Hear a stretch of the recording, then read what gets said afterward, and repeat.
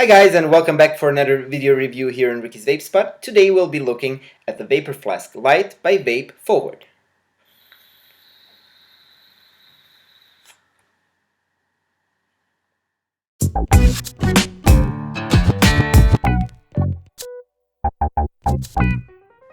Vape Forward is mainly known for their Vaporflask line, which are basically high-end devices with DNA chips or Yihi chips inside.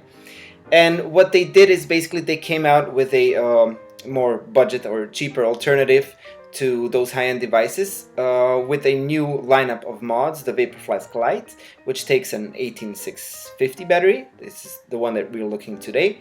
They have the Vaporflask Stout, which takes an 26650 battery inside, and they have the Vaporflask Classic, which takes two 18650 batteries. So the Vaporflask Classic is basically has the same looks as the Vaporflask, the original one, only the screen on the Vaporflask Classic is also situated on the side. So what Vape Forward basically did in order to cut down their costs of production is to move the production to China. So what we basically end up is an US designed and China made product. The whole new Vaporflask line is manufactured by Wismec. I think you might know them by their one of their most popular mods recently, the Rollo RX200 or the DNA 200 version of the mod.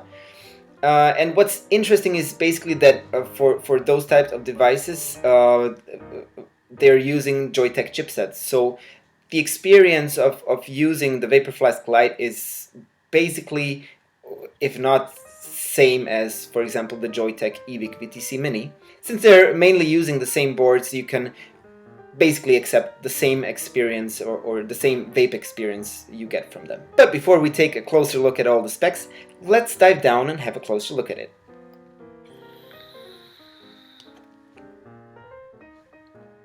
Okay guys, and here we are with the close-up look of the Vaporflask Lite. It comes in this nice presentation box. We do see Vape Forward on top, Vaporflask Lite, vapeforward.com, their website, their logo, and on the back we do have a short introduction to this mod. Also down here the color. Let's go and have a look what's inside the box. In the box inside you will find your mod. Let's put this aside for a while. And underneath in the box there is a user manual. Comes in pretty handy with all the stuff you need to know.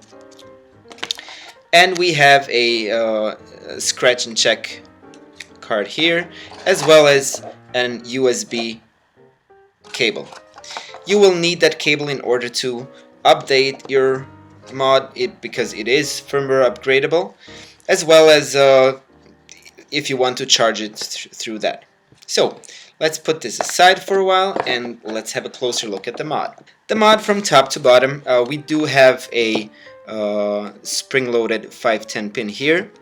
On the side we have the fire button, the up and down button. Here's the USB charging port, and on the bottom there is the battery door. All in all, the mod is pretty small. It's really nice and compact for it to use. So for some weight comparisons, let me take out my digital scale here. I'll put it on so you can see it. And the Vaporflask Lite comes out to 149.18 grams. That is without the battery. Let's take a comparison to the EVIC VTC Mini. I'll just remove the battery from that too. The EVIC VTC Mini comes out to 120, so it is a little bit lighter, the EVIC VTC Mini, than the Vaporflask Lite. With the battery inside, this is also a cool feature. I'll check too. It just pops open. You put in your battery and close it again.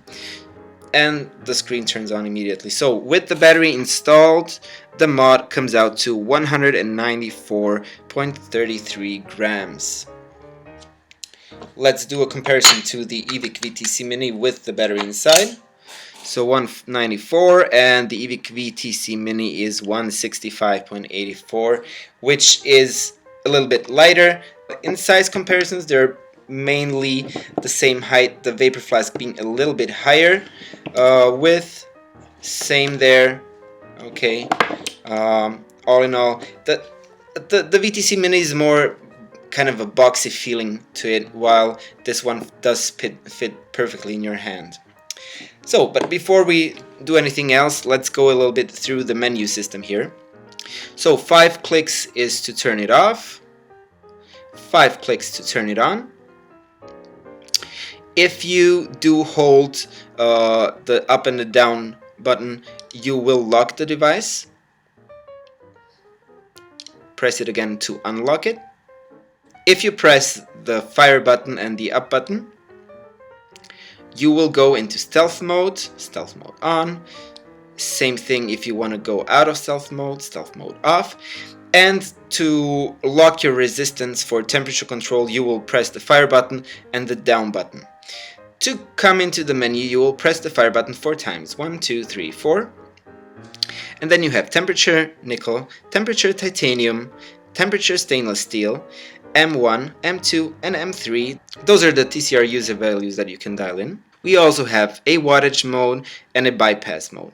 So whenever you accept the bypass mode is basically just what the battery gives, and the variable wattage will go from 1 to 75 watts. If you would like to change your wattage settings in temperature, then all you need to do is press the fire button 3 times, 1, 2, 3, and then you can go basically to your wattage settings and set however you like it.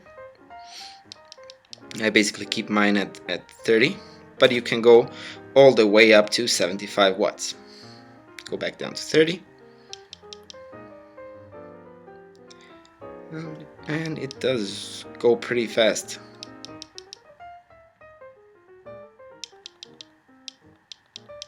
And once you have it, you just press the fire button and we're back. So if you would like to flip the screen, you will need to shut down the device 1, 2, 3, 4, 5, and then press the up and the down button simultaneously for about 3 to 4 seconds, and then you have changed your screen rotation. Let's change that again. Pressing it, and there we go. If you hold the fire button and the down button while the device is in its off state, you will get the battery percentage. 3.81 volts, that's about fully charged. And let's turn it back on again. It's a really nice vape. The Vaporflask Lite and its battery life is basically perfect for me. It lasts me the whole day. Sometimes when I do a little bit of heavy vaping, I do have to swap out the battery somewhere in the evening, but basically I get through it throughout the whole day. And also the K-Fun Mini, of course, working awesome. I do have a review on the Mini on my channel, so if you want to check it out, you're more than welcome. Let's talk a little bit about the specs. The size of the mod is 23.4 millimeters by 42.2 times 85.2 millimeters in height. It does have an 510 spring-loaded connection. Takes one 18650 battery. The battery door just slides open like so.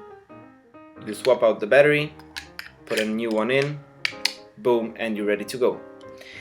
It features, as already said, variable wattage, bypass mode. You have temperature control for nickel, titanium, and stainless steel, as well as TCR settings M1, M2, and M3.